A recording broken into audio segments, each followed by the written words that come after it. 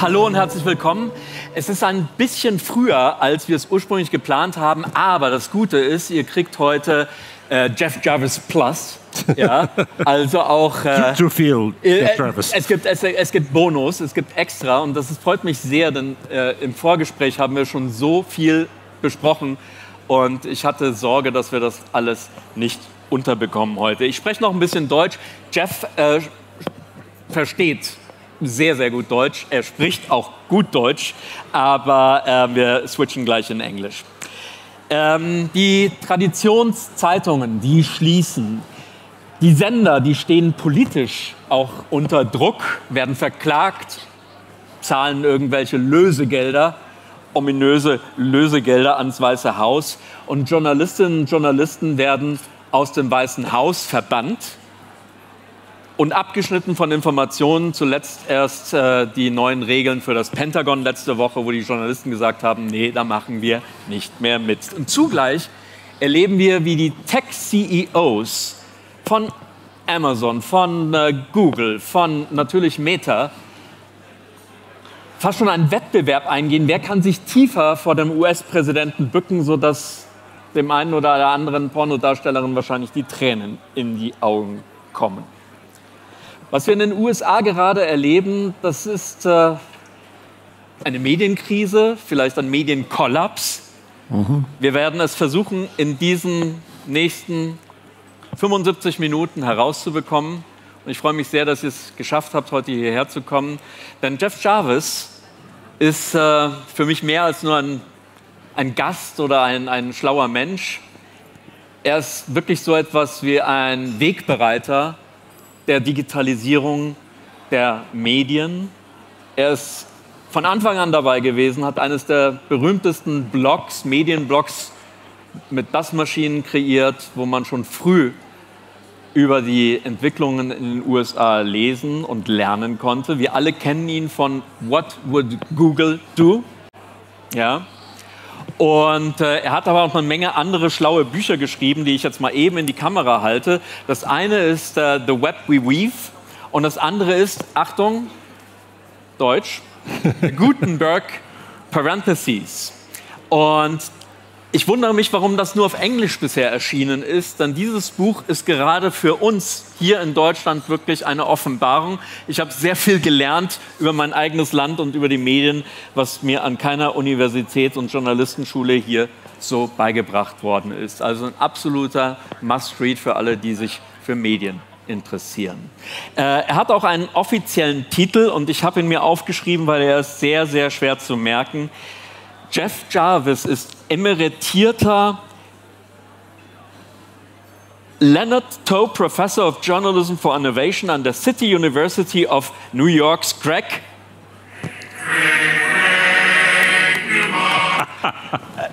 Newmark's Graduate School of Journalism. Herzlich willkommen, Jeff. Vielen Dank, vielen Dank. Quite a ride. The thing is, we're switching now into English now.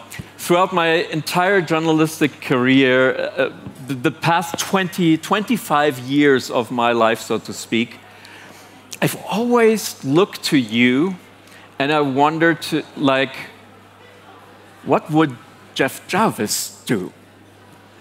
And I'm really, really proud that I can ask you today in person.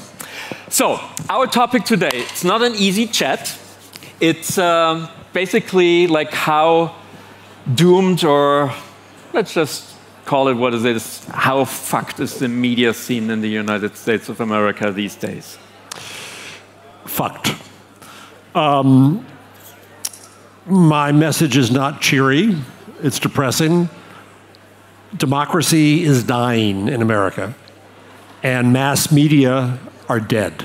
They don't know it, but they're dead. And the total picture for media in the US is troubling from a business sense, we know that. Most American newspaper chains are now owned by hedge funds, which do not invest. Radio is a dead medium. Television, the audience is geriatric, is old and dying. We now see that the Ellisons, whom I call the mini Murdochs, have taken over CBS and are bringing in far-right management there. They're likely to take over CNN as well. Our escape from that should be social media, but now, of course, they control TikTok. Meanwhile, the Murdochs spent $3.3 billion to keep their far right-wing publications far right-wing. And the most depressing of all to me is that, in my view, the New York Times is failing us. The Washington Post is being ruined. CNN and public radio are frightened. And so it's a very, very depressing picture in American media. Wow. Okay. Wait. So there's a lot to untangle here. When you say the media is dead, you mean the traditional mass media? Because podcasts, as you know, podcasts are flourishing. Yeah. Mass media are dying. So there's opportunity there because they can be replaced. They will be replaced by new entities. But between here and there will be chaos. And we don't know, I think, how that's going to play out. But mass media, I think it's important to see, are a fairly recent invention. Yeah. So my next book, that's not one of those, is a cultural history of the linotype. How many here even know what a linotype was? Not many. Type for 450 years since Gutenberg was set one letter at a time. The linotype made that a line at a time. And it was the last machine needed for the mechanization and industrialization of media. And it's a big thing for Steve Jobs also, because he went into he tortured his team in order to have the spaces between the letters in a different kind of a distance because of what not every letter is like the other. Right, right. And so that was the multiplication of media. What came next was broadcast and the invention of the amplifier, of the tube, of the transistor. And it's fascinating for me to see that radio, as we were discussing earlier with somebody here, didn't have to turn out the way it did in the US. Originally, it was mainly amateurs. They thought that advertising was a horrible thing to have on radio. It was the US Navy that forced the creation of RCA to hold patents for radio because they were worried about their communication with ships. The telephone company thought that they were the broadcaster. Radio thought they were there to do phone calls. Oh. So my point is that today we face both the internet and now AI, and there are choices today. This is not a deterministic future. We can decide what these things should be.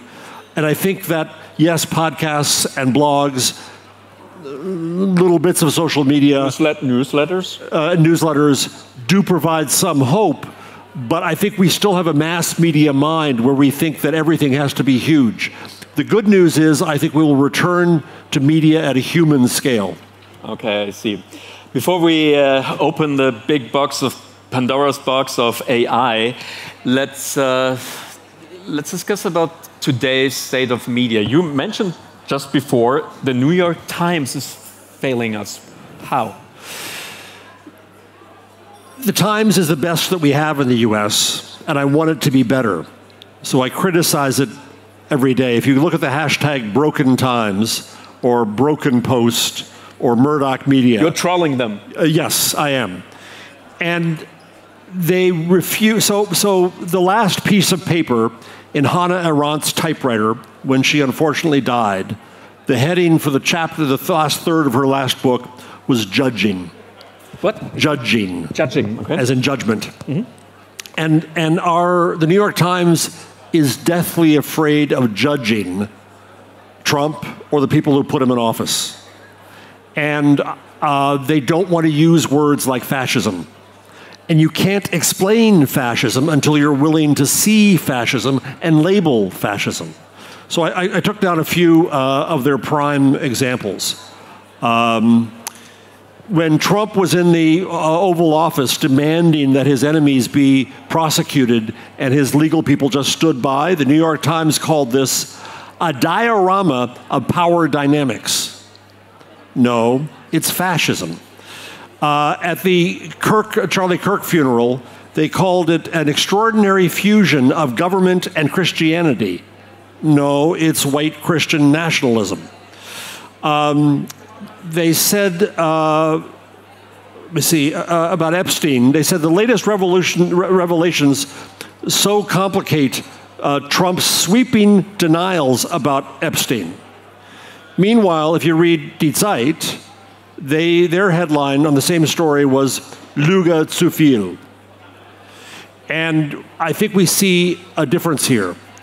Deutscher Journalismus ist vielmal besser von Amerika als amerikanischer Journalismus. But let me be, thank you, but let me be the devil's advocate here. It is always, and I was a White House correspondent a couple of years ago.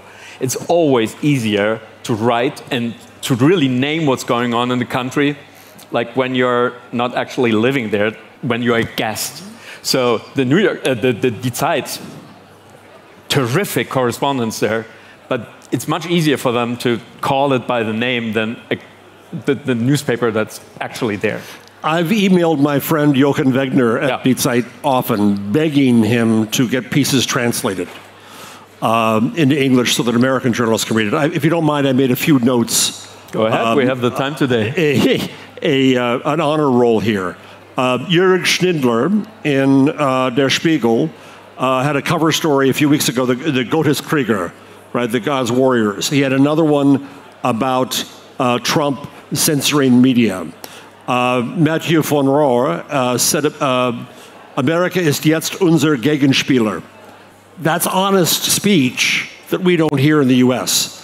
The Süddeutsche has been, I think, fairly amazing. If anyone here from the Süddeutsche, I salute you now. Many.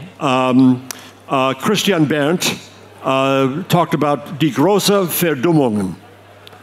No one calls Trump stupid in the US. You don't even have to call him fascist. Call him stupid. And the Süddeutsche does, and the New York Times won't.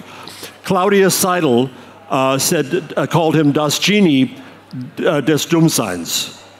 Herbert Wetzel said that, it's longer, so I won't do it in German, the words of the most powerful man on earth now mean nothing. Can I interrupt you for a second here? Because something seems to be off here. How come, if I take your point, how come if the New York Times or the Washington Post, for reasons we know, cannot really be really straightforward to its audience? They can be, they choose not to be. Okay, right. How come that, like comedians in the late night shows happen to do that job? Well, we saw what happened to Jimmy Kimmel.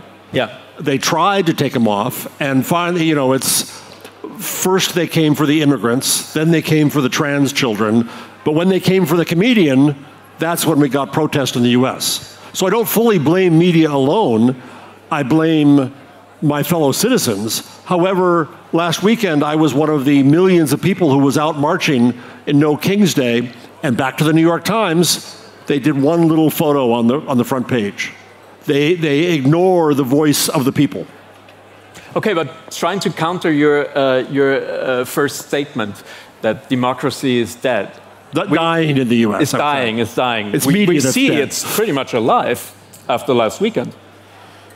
The No Kings the demonstrations, they were huge. They were huge, but that doesn't, we've lost the Supreme Court, we've lost Congress, and we've lost the White House. That's always going up and down. Well, I'm of an age, yes, we say the pendulum swings. Yeah. I'm of the age that I'm very worried I will not see it swing back by the time I'm gone. So you think next year the midterms are going to change nothing? Very possibly, because they're cheating. In Texas, they added 5 seats. They just added another seat in, I think, North Carolina.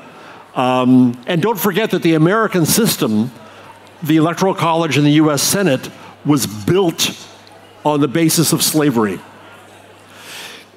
The real truth of America is that we never finished the Civil War. And that's what's happening right now, is that it's still about race in the U.S. And the system that was set up was to advantage the smaller slave-holding states of the South. That's why we have the Senate structured the way it is. That's why we have the Electoral College. And that's what has enabled very clever right-wing extremists to manipulate the system to be in charge.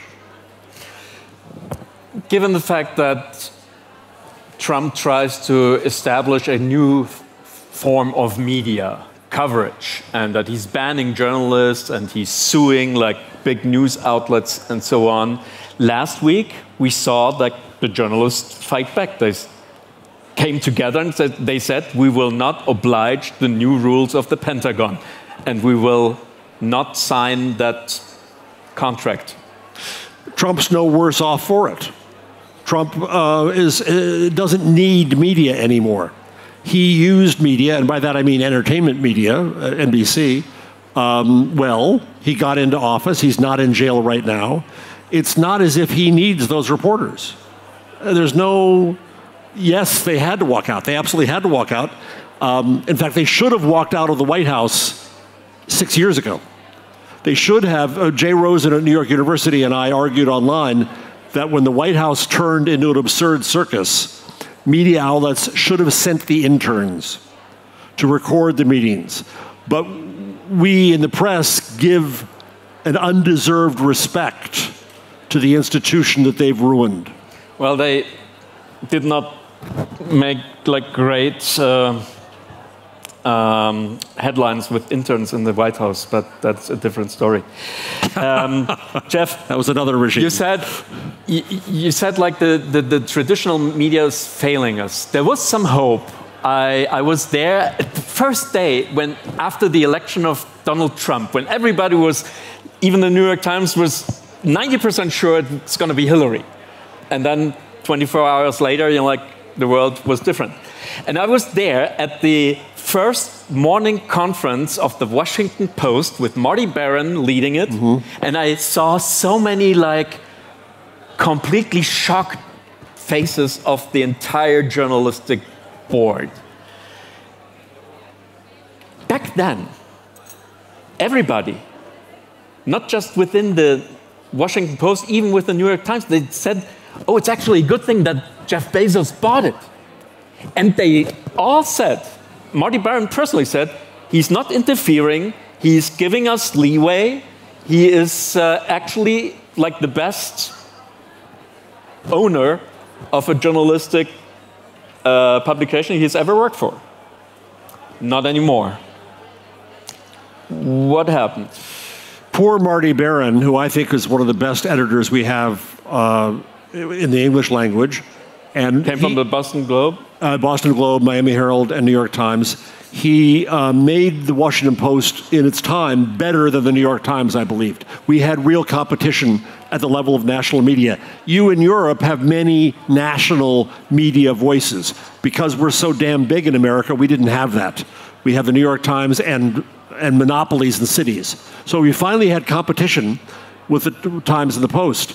Marty wrote his memoir. He praised Jeff Bezos in the memoir, and poor Marty is now embarrassed by the praise that he gave. I think simple self-interest on Bezos's part took over. And yeah, the Post, so Golay Sheikh al-Islami this morning, who's an old friend of mine from Condé Nast, cautioned about media companies having interests in other industries because it creates a conflict of interest, which a Donald Trump can use as leverage. Okay, but here's the number one question I'm sure every one of you has, just like me. When we not only saw with like the taking the oath part in the in the Congress in February or January, but also like 2 or 3 weeks ago when they had yet another big meeting at the White House, and everybody, Mark Zuckerberg and everybody was there, Tim Cook, Sam Altman from OpenAI. And they were like really kissing his ass like nobody has seen before. It was like really, you thought it's AI generated, but they were actually saying those words, like how great he is. What is fuck you money for when you don't make use of it? Well said, well said. No, but can you explain to us why the richest people on this planet do not have the cojones and to just not to show up. You don't have to offend him, but just, no, I'm busy. We got the new iPhone next week. We have, Because a lot is never enough, right? They always want more. And we see more following. This last week, we saw Mark Benioff at Salesforce, who was, we thought, a fairly reliable ally. Last man standing? He was no more, because he said that he invited, that the federal troops should come into San Francisco. And then when all his friends got angry at him. Military. Yes, military. Yeah. Invade San Francisco. And he lives on his ranch in Hawaii. And his friends in San Francisco, yes, they do, or New Zealand. Both. So But why? Literally, they couldn't care less. And on the other way, if just 2 or 3 of them would just join forces and say, he's not, like intimidating us, and we don't work against him, but we are not working for him, it would be over. Because they have those platforms have such a gravitas. What we need in the opposition is leadership. And that's part of the problem is the Democratic Party is a mess right now, and we feel we don't have leadership. We would follow a leader who had the courage to do that, but they don't. And I don't know what solves that. I don't see a way out of this right now. So my concern is for you. We have the Trumpists, and you, of course, have AfD, and your media is being more honest about America. Mein Deutsch ist sehr schlecht. Jeden Tag lese ich die Zeit, die Süddeutsche, der Spiegel, aber mit Hilfe von Google. Viel Hilfe von Google. And so I don't have the nuance to understand the coverage of Germany. I can better understand the German coverage of America. But my prayer for German media is that it is as blunt and honest and courageous covering Germany as it is covering America. And that goes to your point earlier, it's harder to do it when it's your country. But if you don't, you're screwed. If we don't judge, where are we? One of the things I hate now about the discussion in America is this trope of polarization. This idea that there are somehow 2 equals, and it's not. It's out of whack. And when you call it polarization, you move the extreme to the center. And that's what's happened in American media. You mean like there are good guys on both sides? Yeah, exactly. Dangerous. Or both sides in the media itself. And so unless we start judging, we're nowhere. We started with your thesis that we're on the way already in fascism in the United States. The beginning of fascism? Can we? Yeah. Oh, I think we're well into it. You're into. Well, I think right now the fascists are in charge. Full stop. I know that you are a very well-read and known person about German history. I sometimes I don't want to say it as a German. It feels wrong. But maybe would you say that the collaboration of big tech these days is what we have witnessed here in this very country 100 years ago? That's the fear. I urge journalists in the United States to read Hannah Arendt. The Origins of Totalitarianism is the map for what is occurring. And she makes the point that the elites of Germany, the industrial elites, went along because they basically enjoyed the destruction. And I think that's what's happening in the US. Because they have the islands, the escape islands. The escape islands. The other thing that I think or Mars. Yes. The other thing I think is different,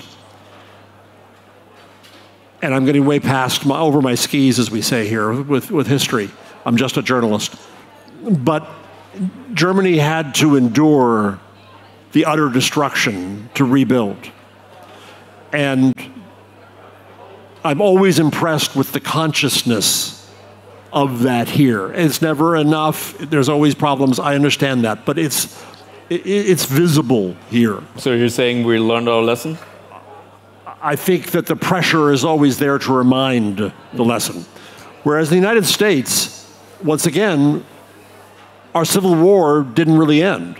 The Reconstruction turned around all of the things that were accomplished, and the Jim Crow laws of discrimination came in. We didn't have any victory against that until the 1960s with Voting Rights Act, and our Supreme Court is about to denude the Voting Rights Act. We are going back to Jim Crow. Jim Crow was like the racist laws in the 50s, I think, right? Yeah. Well, yes. Yeah. All right. Let's open up the can of worms called AI. Many things that we've witnessed over the past 2 decades kind of resemble to what we see today. Again, we see the same players. Like going through the internet, just grabbing everything, making big money out of it, fair share or whatever. And the former colonists, Europe becomes colonies of those big tech, new colonial masters. We give all the data, they give us free apps, free, but we get nothing in return. I know you've been in struggle like with what would Google do, like in big fights with Gutjahr and co. But you too have changed your attitude towards those platforms. Can you tell me, do you remember the one day when you said, no, it's not enough that Google is not evil, Google is now asked to be actually to do actually good. I remember you coined that phrase one day, and I was like, "Whoa!" You know, like you've always been on the side with Google in the beginning, and then all of a sudden you said, "No, it's not good enough not to be evil. You now have to be good, and you are failing us." So if there was a day, it wasn't Google, it was Twitter. So come the internet, I started my blog a week after 9/11. I survived the attack on the World Trade Center. That's what made me start blogging. And my blog is on WordPress, which is open source. We're talking about Buzz Machine. Buzz Machine. Yeah. And I thus supported an open source protocol on the internet, right? Then along came Twitter, and like a dog saying squirrel, it was a distraction, right? I could go onto Twitter, and I moved much of my own meaningless discourse to Twitter. Okay. When Musk took over, too late, I realized the mistake of that. So you invested so much time and effort and brainpower into a platform Just that there was public discourse and conversation in a platform that could be taken over by a narcissistic nihilist named Elon. And so that's where I've seen the problem. Yes, right now, Twitter is gone. Garbage. Facebook, in your hall of shame of media moguls, Mark Zuckerberg is the quisling. Google still does some good things, but Google isn't as active as I would like in being good. The AI platforms are now big companies, but here's where I hope there's a difference. I was optimistic about the internet to a fault. AI right now is controlled by huge corporations. It's the same corporations we were talking about, plus except for OpenAI. Plus OpenAI, plus Anthropic, well-funded, VC-funded companies. Peter Thiel. And Peter Thiel, who's the really scary power behind this. Our German export in Silicon Valley.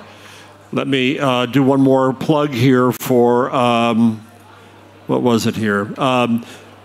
Klaus Mertes, my handwriting is terrible, regarding Peter Thiel in Die Zeit, der Oligarch des Opfer. That he's acting like a suffering victim, and this is ridiculous. Anyway, the difference with AI is that there are open source versions out there. And I'm on 2 AI podcasts, one called Intelligent Machines, one called AI Inside. We interviewed somebody last week who has an open source model that they built to be open. Point one. Point two, the fascinating paradox of AI to me is that it is the technologists making the app that's going to replace themselves because it's so easy to use that we don't need them once it's built.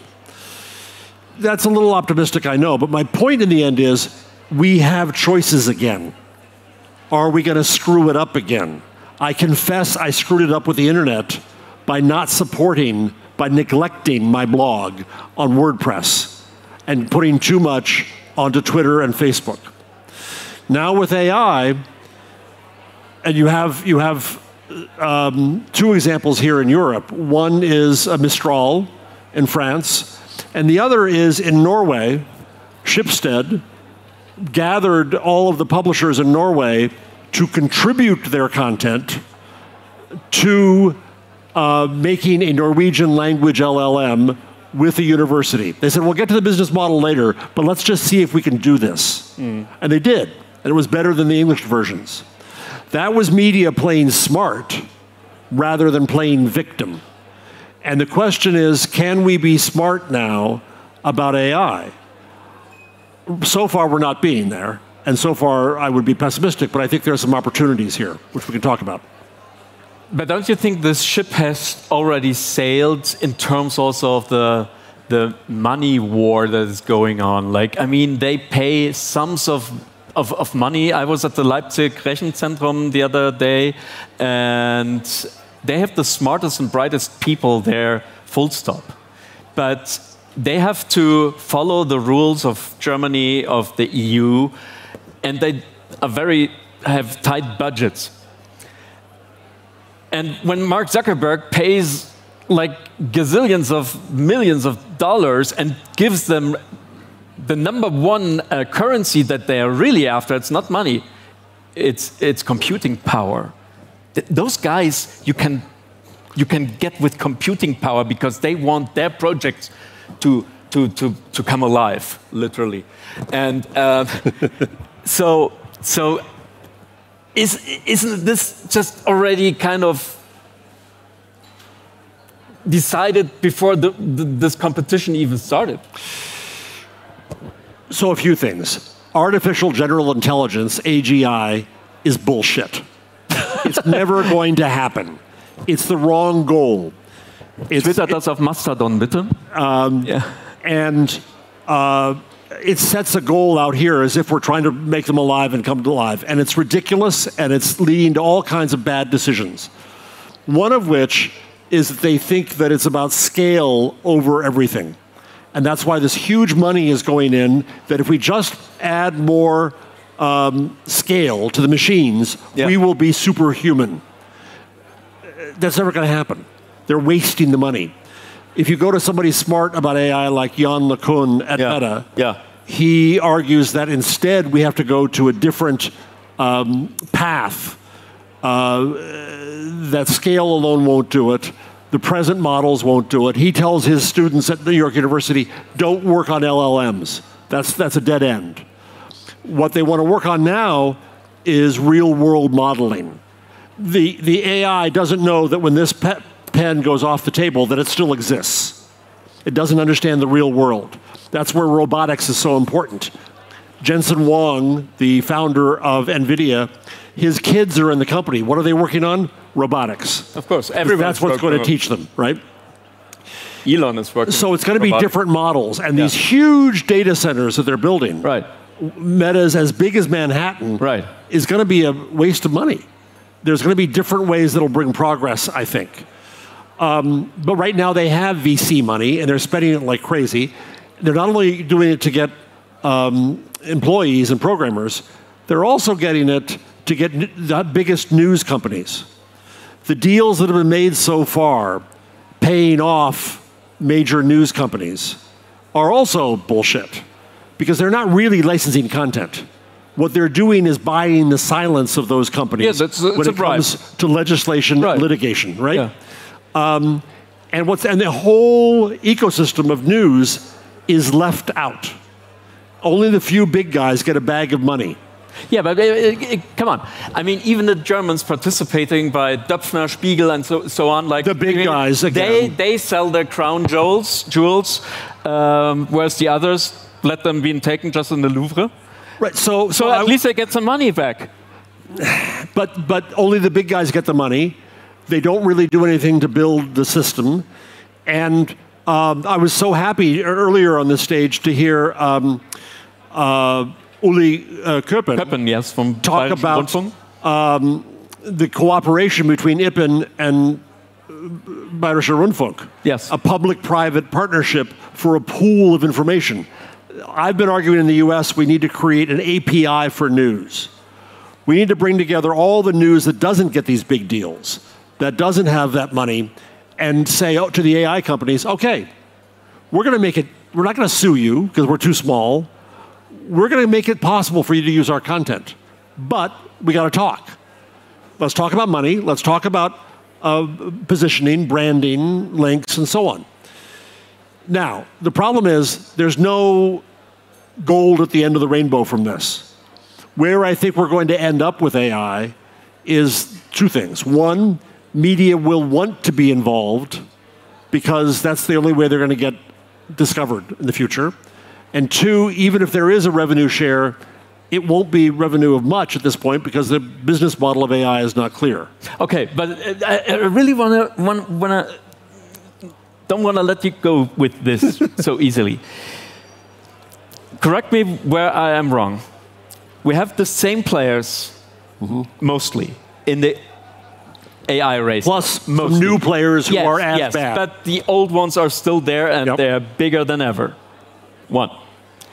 Second, we agreed that at some point, like Google, Facebook back then, even Twitter and so, they decided to go with the money rather than to connecting people, right? So because the incentives for hate were higher than for bringing people really together. I look at it a little bit differently. The cost of civilization was too high. Okay, but let's go with your analogy with that squirrel. Squirrel, right? So they chose like the easy, like unhealthy calories in order to spread wisdom and unity. Because it paid so well on the stock market. So we have the same players. We have still a rotten model for social media. And now they're making social media with synthetic media. Why should the outcome be any different than what we have experienced with the last 2 decades? Same people, same business models, same incentives. Well, I'll quibble with you there. The people aren't all the same. The investors are. That's a difference. Not a good difference. I'm just saying it's a difference. And the business model of AI is not at all clear. Not in the least bit clear at this point. So people are chasing a bag of money, but I don't think we know where that money is going to be. Right now, it's still venture money. And that's what got us in the crash of 2000, was people used venture money to get audiences. let's talk about it in another way, in terms of our relationship with AI. We've got to recognize the reality of it. People are using it. Whether they should or not, they're using it. 17% in the US are already getting their news from chatbots. So every week now, I go to archive.org, ARXIV, which is where all the preprints are, and I look at every single paper that mentions AI. It's 500 to 700 papers a week. I don't understand most of them, but I find a dozen interesting papers. So the other day I found one that was very interesting and relevant to this, out of the University of Saarland, by the way. They found that they looked at reputable news sites versus disreputable disinformation sites. Okay? The reputable news sites block AI 6 times more than the bad guys. Yeah, of course. Well, of course, you say. But what happens with the public mission of journalism? If people are going to use AI, and we knowingly stand back, I'm being provocative, and let AI be filled with more disinformation, what is our larger mission to society? Then there was another paper I read at the same time, which said that if you want to poison AI, you don't have to do it with programming. You don't have to do it with prompts. All you have to do is put disinformation on the internet, and it will suck it up. Right. So we in journalism and in media stand back and say, okay, let AI fuck up the world. They're not paying me. Yeah, but how do we prevent that? Like, let me draw a comparison. In the US, there's certainly not a problem of too few or too little calories. People are eating calories, and they are basically for free. Only the really rich people can afford to go to fresh foods, or what was it called, right? Jeff Bezos is Jeff Bezos also, right? So, and they can pay $30 for a sandwich with like really good quality, high quality food.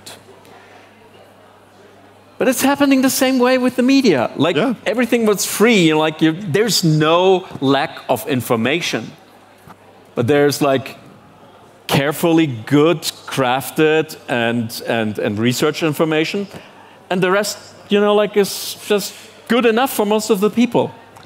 And how do we prevent that exactly this digital divide, that only the rich can afford the good information and the rest is just, you know, like gets a chatbot? We've got to be honest about our relationship in media with the public. In the United States, trust in media has been falling since the 1970s. Only 28% of Americans now trust media. Now, obviously, that's a lot more Republicans than it is Democrats. But still, even Democrats only half trust media. So that's one problem, right? Is that we're stuck in this situation where I hear journalists all the time saying, how do I rebuild trust? That presumes you ever had it.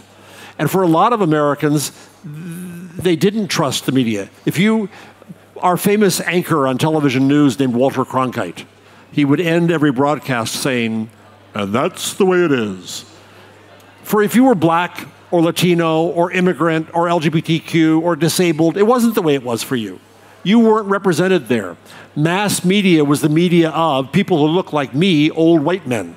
It wasn't the media of people. It was scarcity. It was, you know, like just a limited, all the news that's fit to print. So we didn't have this trust. Voices were not heard there. Right. What the internet enabled was for voices who for too long were not heard to now be heard. And that's what the old powers resent. My theory here is that after print, movable type, came the Reformation.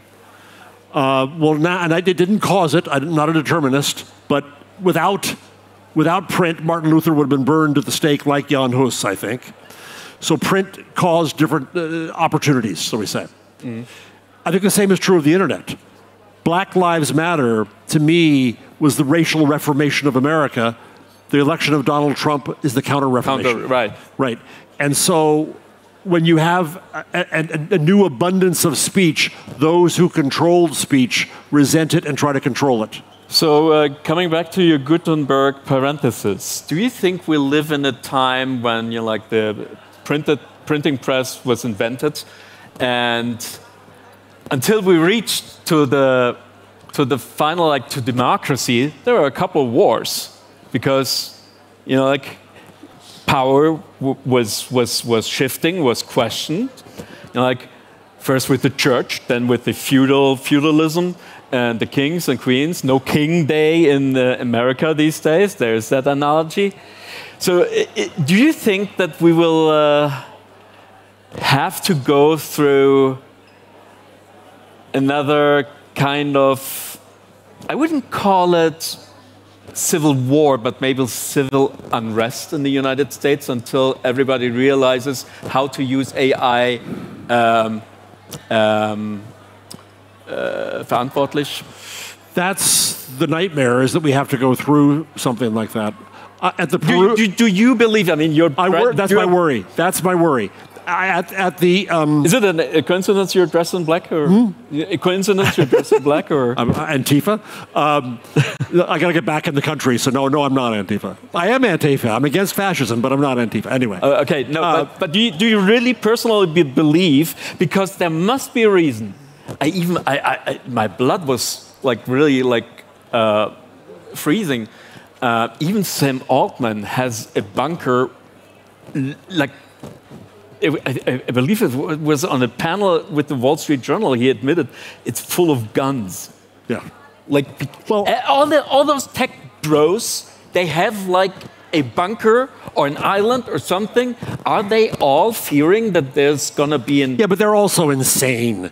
The whole talk about AGI and doom and P-doom and all that is ridiculous.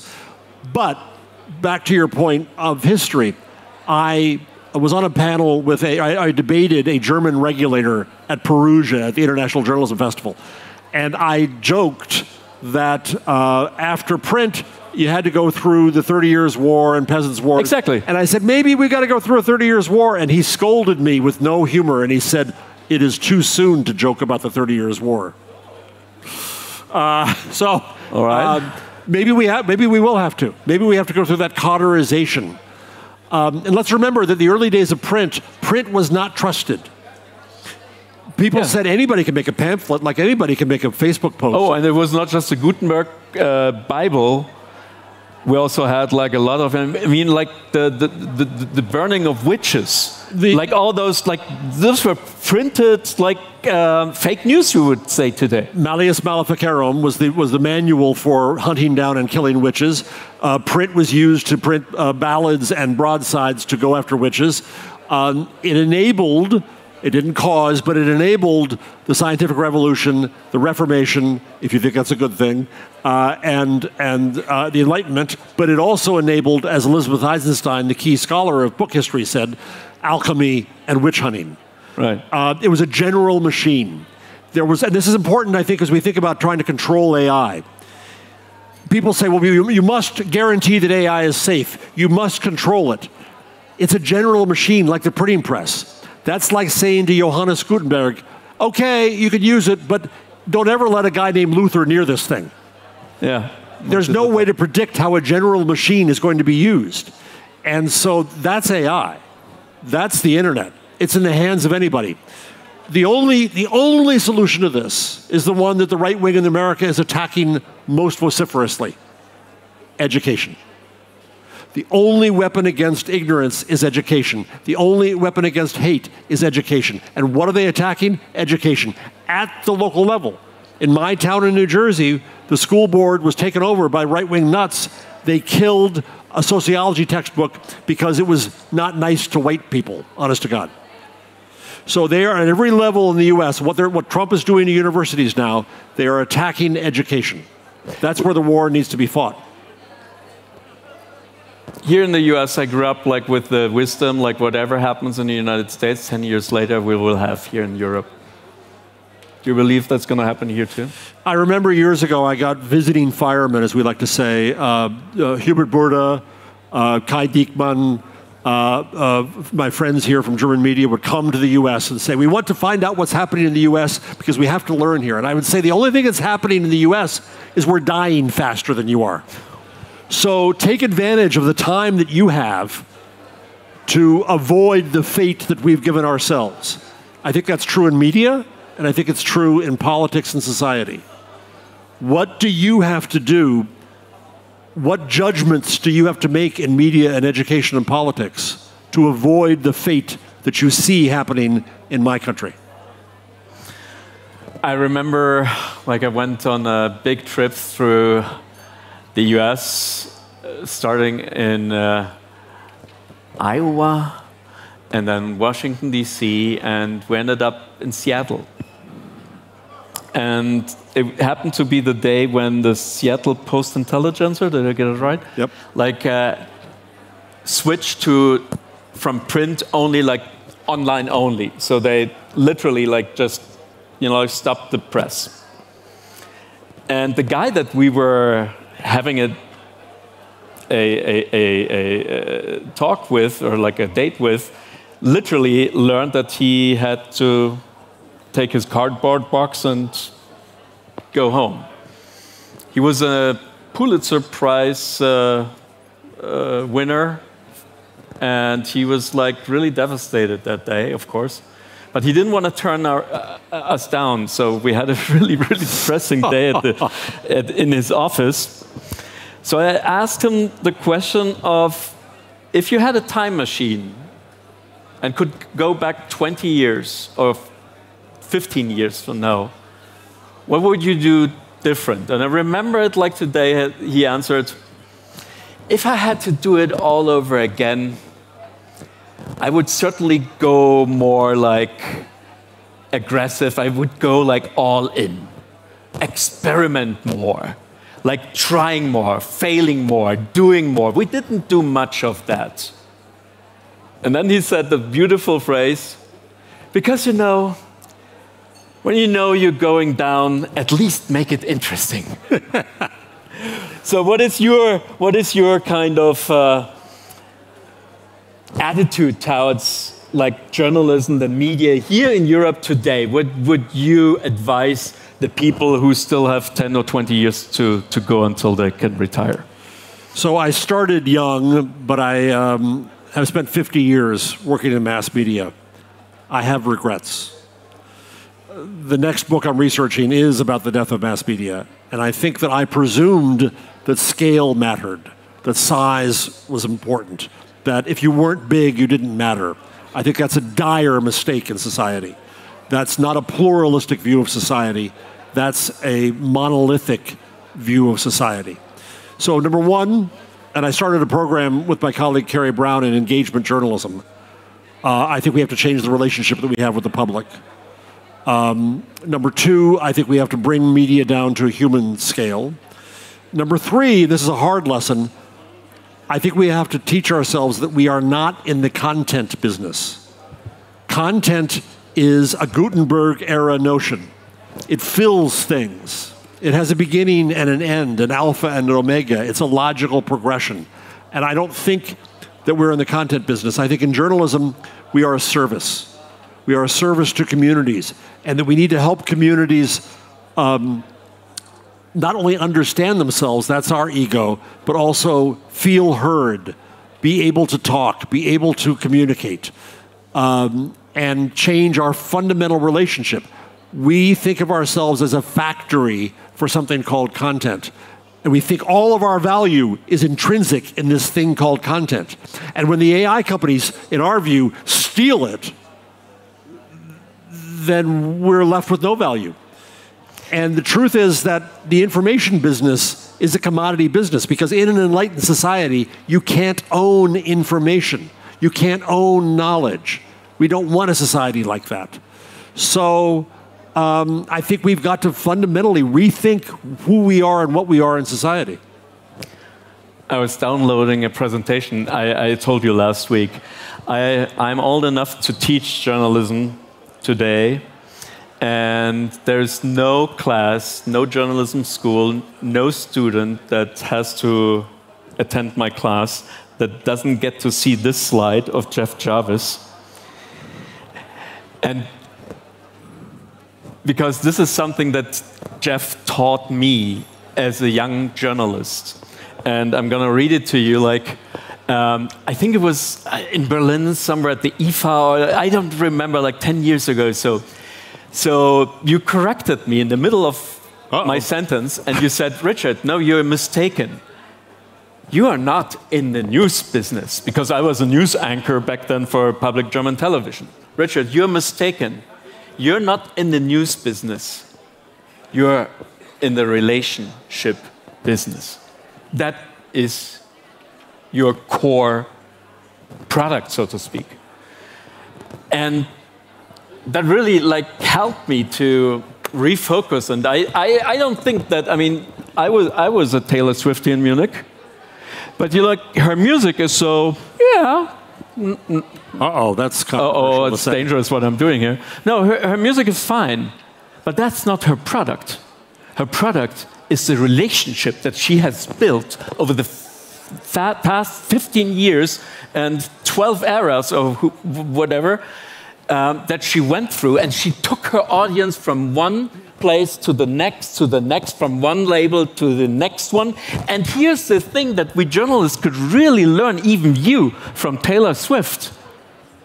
She didn't post her stuff only on Twitter.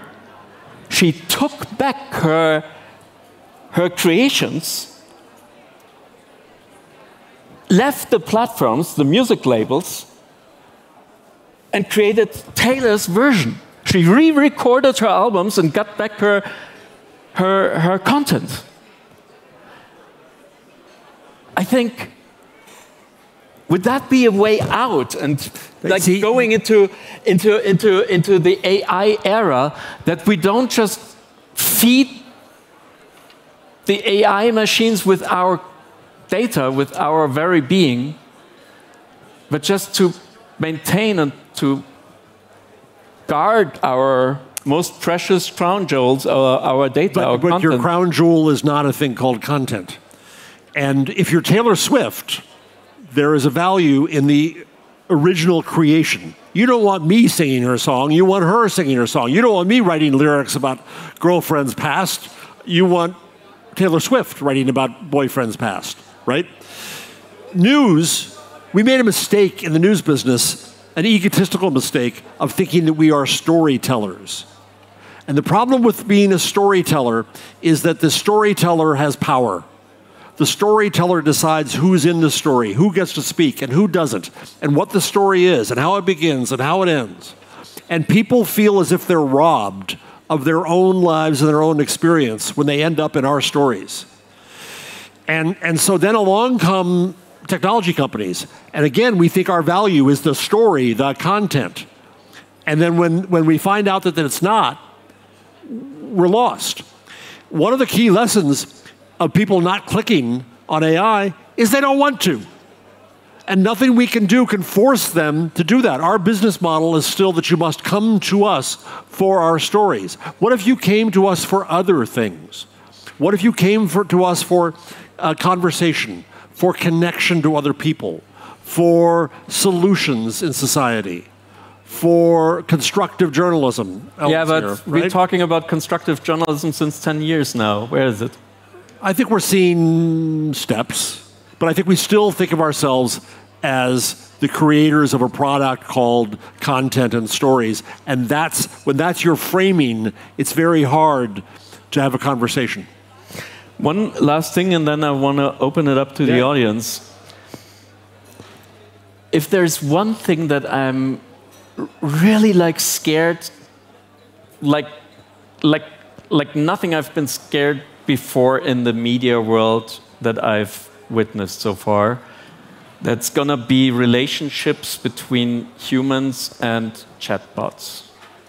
We see it already that many young people talk to ChatGPT day and night. They get all the information, they use it as a mentor, as something to cheat their homework with, but also to get advice, life advice. and so on. And Mark Zuckerberg himself said, you know, like, the average American has way too few friends, so we're going to create artificial friends for you. So this is like the guy who's like,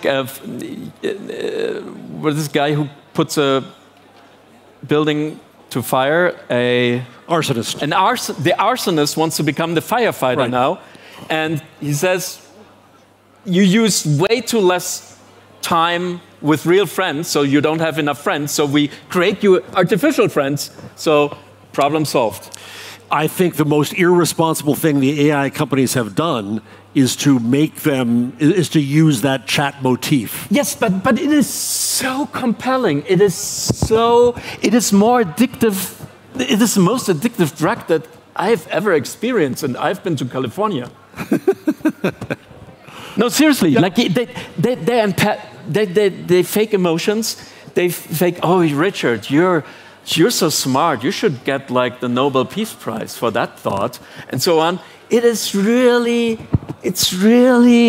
addictive. It's really smart also because it has all the information on you. Mm-hmm. Yeah, I think that there's, for one thing, every time a young person goes into AI, can we not at a minimum say, this is not a person, this is not intelligent, this is just a machine, it gets things wrong, it doesn't know you, it doesn't love you, but have fun. They didn't position AI as an amusing toy. They positioned it as a step on the way to humanity. That was their greatest ego, and that's the problem where we are. I think they're irresponsible. But just don't you see that kind of as an epidemic, like on its way, and we see it's coming, we see it's working, we see, you know, like it's driving people to commit suicide. Okay, things like that happen in the beginning, I understand, but in the general, why should I be a journalist at the Süddeutsche Zeitung when my chatbot just reads my piece, talks to my audience, and nobody ever understands that this, like the information carefully crafted, handpicked by a happy journalist, organic fed and bred, Richard Gutjahr, actually created that.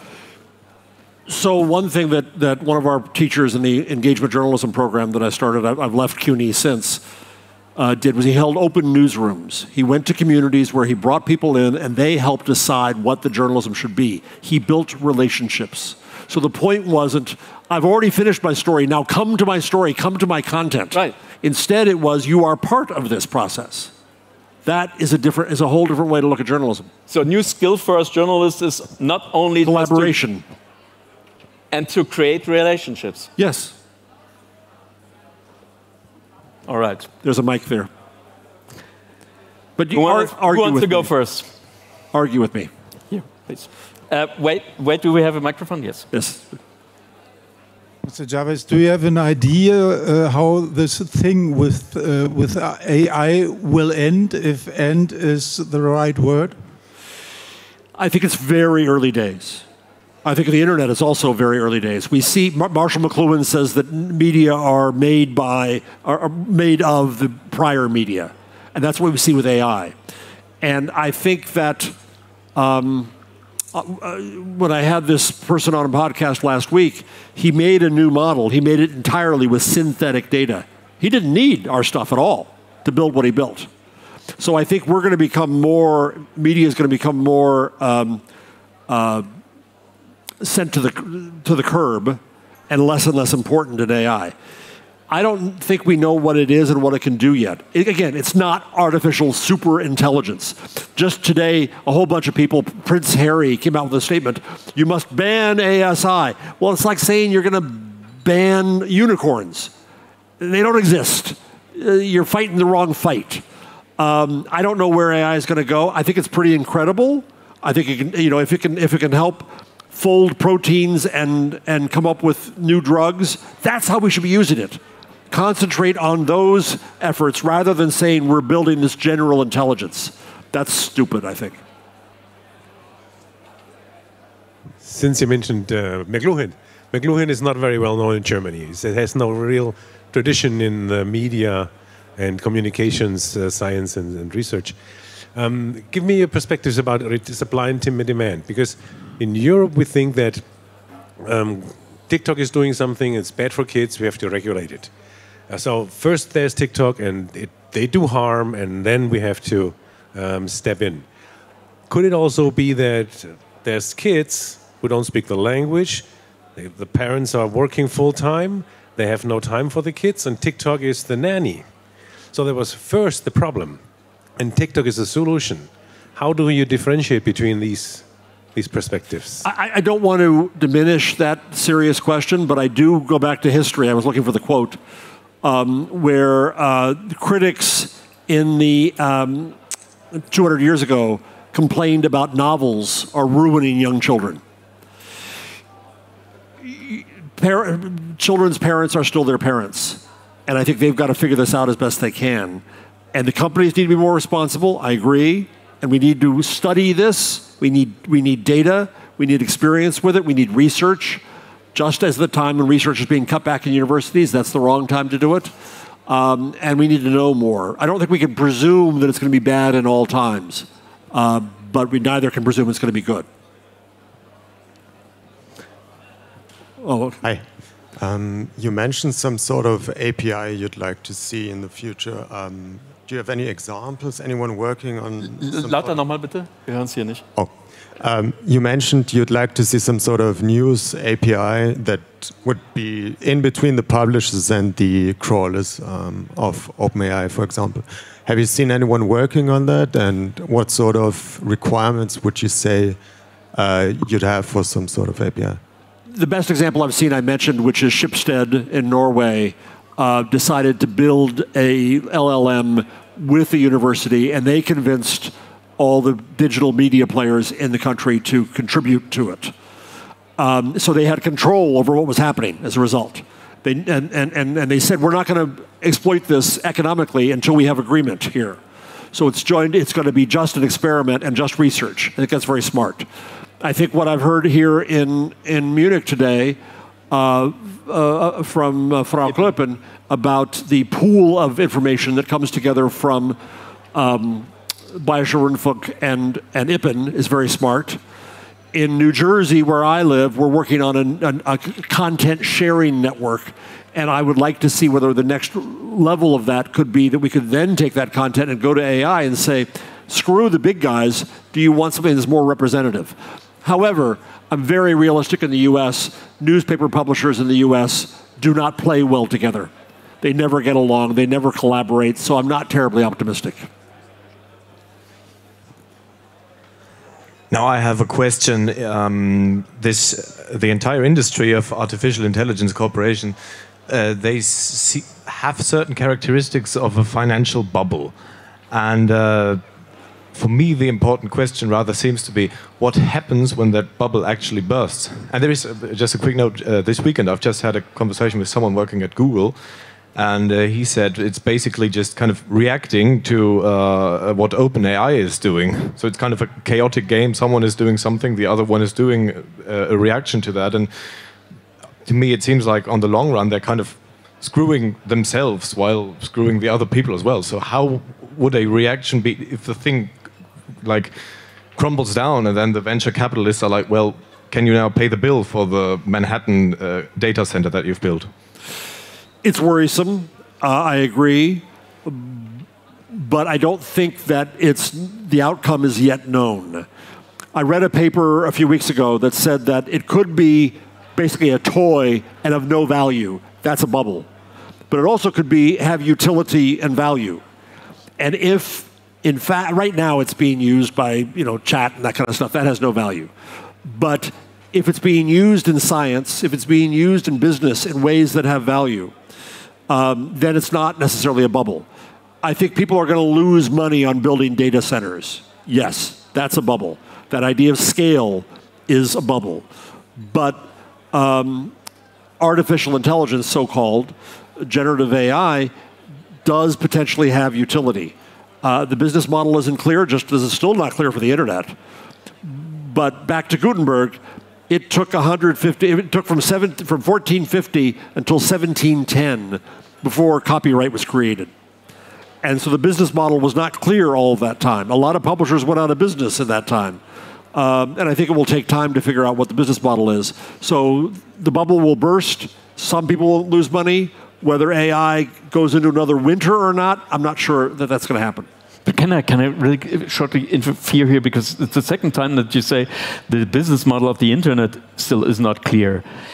Those are the motherfucking richest companies ever created in the entire history of human mankind. And they are all making money like crazy with ads. And I think what do you mean that there is no business model? I think that's going to go away. I think that what I see happening right now with brands, they understand relationships. They're using the internet and AI to build directly. They're going straight to AI, and they're begging to be included in AI because that's how they had discovery. I had lunch with a newspaper executive in the U.S. a few weeks ago, and he said his first complaint was, how are we going to get discovered? Google goes away, social goes away, how are we going to get discovered? The second thing he said is, we're cutting off all the fucking AI companies. Well, how are you going to get discovered? That's what you've got to figure out. Okay. Advertising, I think, will diminish, and I say this, I know in a building that's built by advertising, I think will diminish as companies understand, brands understand they can build direct relationships. To someone in the back? Yeah. Yeah. Oh, okay. Yeah, thanks for the conversation at first. Really, really interesting. Professor Jarvis, I have one question because you really criticized the New York Times, and I really like the New York Times. I think it's one of the best, in my opinion, one of the best newspapers in the world. And so my question is there any quality media in the US left? Because if you look at the public service media in the US, PBS and NPR, I also watch PBS NewsHour, but Trump is also destroying the public service media in the US. So is there still quality media left in the US? Absolutely, there are pockets of quality. There are people who are doing very good things. There are still journalists at the New York Times who do tremendous work. My complaint is with the editors and how they position everything in a political bent the wrong way. There are still a few journalists left at the Washington Post who are good, but a lot of them have left. CNN, God knows what's going to happen if the Ellisons take it over. CBS, 60 Minutes, they're going to have to leave because it's going to get ruined. So at the mass level, basically my answer is no, there isn't.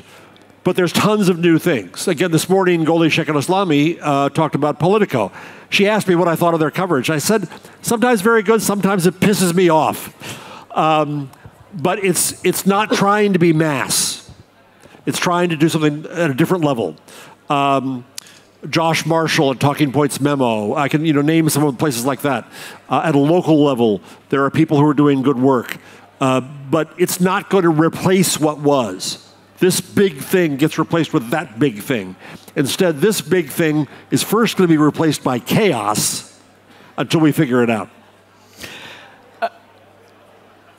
Let me close with a final question to you that hopefully sums up what we've learned today from you, Jeff.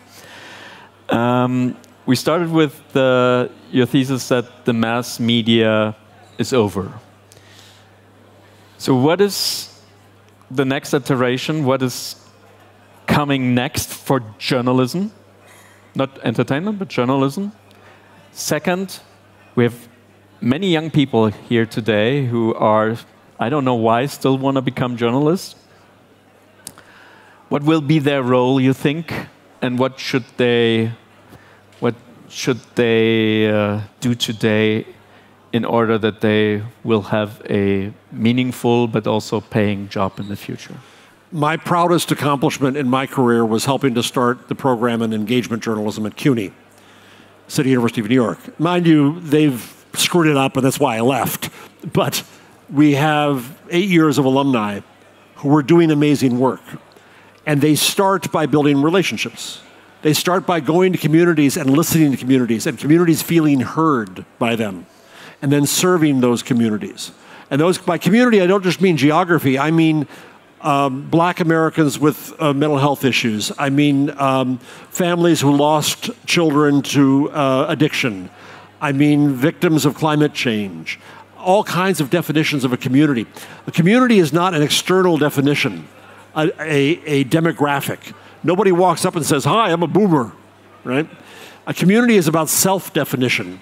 And that means that you have to listen to the definitions people give themselves, of themselves, and respect that definition. Now, the response might be, okay, what about the Trumpists, Jeff? Isn't that a community? And I come back to Hannah Arendt, and she argued that the base of totalitarianism was loneliness. And you can be lonely in a crowd. The base of totalitarianism was people felt alienated from community, from their self, and they became vulnerable to the siren call of the authoritarian. And I quoted this often. I quoted it in Gutenberg. I think the great lesson from her is that when people are in that situation, they hold on to abstract notions. And in America, I don't believe that the Trumpists really care more than anything on earth about trans kids or guns or abortion. They don't wake up every morning saying, this is the most important thing in our lives. When they say those things, they are signaling their belonging to the cult. And media make the mistake of taking that as the agenda. And that's what we report on, rather than going to these people and trying to get them to talk about their actual lives and to build relationships that way. So I think that people who build on engagement journalism have a future. Our brilliant alums are doing things. They have jobs. But it's a very, very, very small beginning. I think we're going to have to remake journalism fundamentally. Lots to do for all of you, for all of us. We are all going to be around for the next couple of decades, so there's no escape. We'll have to face AI, and we'll see each other on the other side. Please give a big hand to Jeff Jarvis. Thank you.